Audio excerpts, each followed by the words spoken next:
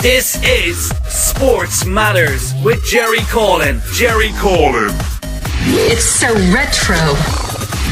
We cover all the biggest sports on the planet. MMA, boxing, snooker, football, darts, you name it, and we cover it.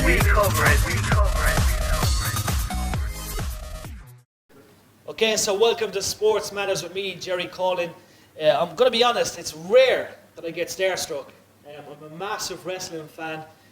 I've had the honour of doing interviews with some of the greatest sports stars across the world, but this man next to me, it's just surreal for me. Really built it up. Cody Rhodes, how's things with you? Oh man, they're really just excellent. Thank you for having me. And anytime, absolute honor. Just it's been a really, this is the last day of kind of a whirlwind tour, so really enriching. Stuff. And the tour, it's different for you. It's kind of like a first time. Have you enjoyed it?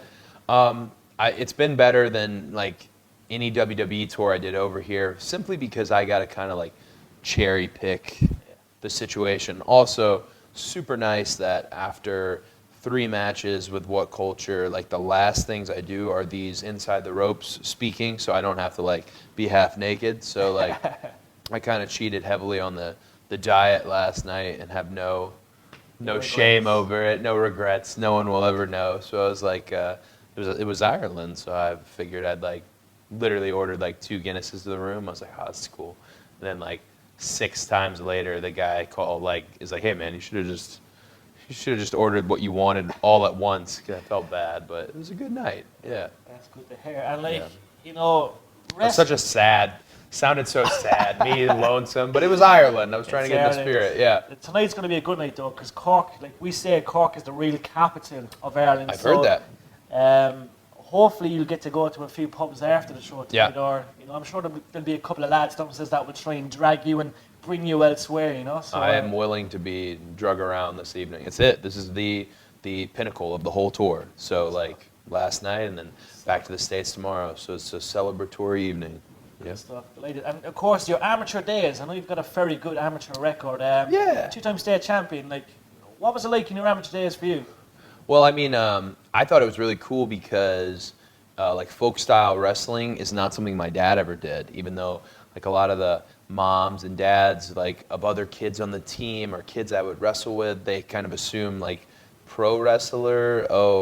Especially if they didn't know what he did or who he was, they assumed he was wrestler, I guess. So it was fun for him and me because he knew nothing about folk style, the point scoring. I don't think he figured out until my last year in high school. It was always fun. He loved it. He never missed a match. And amateur wrestling for me was, I feel like it's the ultimate character builder because there's literally no way you can make an excuse. It's just you. And I just thought the best character building sport worldwide. Also just the technical, I mean, there used to not really be a true pro wrestling. Now I guess with UFC and mixed martial arts and its popularity, there kind of is because all fights end up on the ground in somewhat of a wrestling match, and to see those guys excel and succeed makes me feel good. I was good at a smaller kind of regional level. I wondered if I had gone on and taken the scholarship, how I would have done on a more competitive level. But man, there's not a better sport. Whenever I see it, I could sit all day at one of those dual meet tournaments, all day with teams I don't know, just picking favorites, and I love it. It's awesome, and I always watch the Olympics. The Olympics, it's awesome as well. Of course, you made that switch then to, of course, working with some great brands. But for you, what was the transformation like? Because obviously you have to go through the whole kind of the process of getting ready for that. But how did you find the switch? Well, I think I had a lot of time because I was really for a long time thinking about leaving WWE, and I had kind of it's like a prison break. Yeah. You got time to map out your plan and what you're gonna do.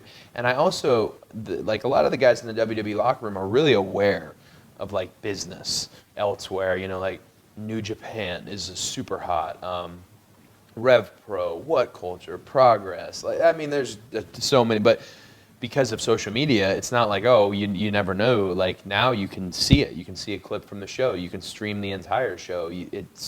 The world is a bigger place all of a sudden for wrestling. And so I like I was saying earlier, I cherry picked like what culture was going to be the first stop, and I'm really glad and really just happy with how it went.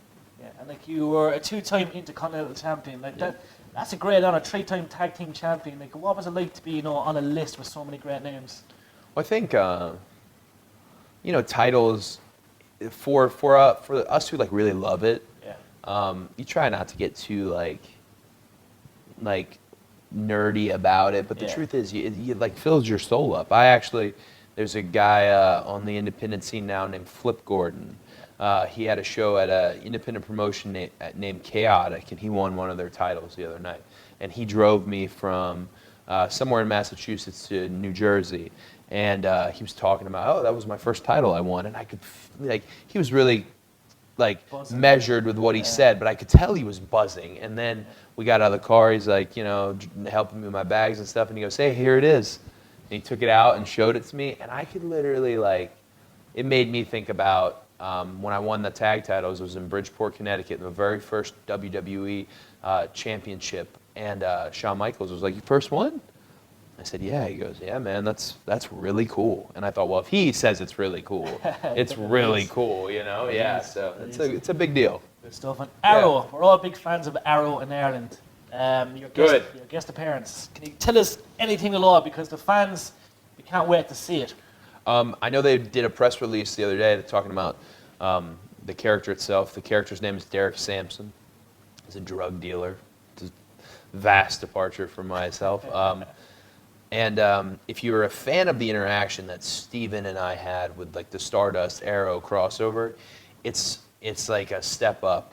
It's like really just throwing it into Star City essentially, and they really gave me a lot to chew on, a lot to challenge myself. Obviously, this is my first acting role, and it's got a lot of buzz around it. So the last thing I want to do is let anybody down. But Mark Guggenheim and Greg Berlanti, they just built this world, man. They just with Supergirl, with Legends of Tomorrow, with Flash, with Arrow. It's this wonderful home for superheroes and villains alike, and they let me share it for a little bit. So I'm really looking forward to the episode, seeing it, but I'm looking forward to hearing what people thought about it, and then seeing where it goes from there. I think we're really onto something with this. I think so. Yeah, I showed him a clip. I showed him but we can never talk about it, what he saw. But it's cool, it's cool. Definitely. Now we have to talk to you because you've had so many great matches. If you could pick one match, Cody, what would be your standout match? I've gotten better at answering this question because I'm usually like, I don't know, and I wander about in my mind.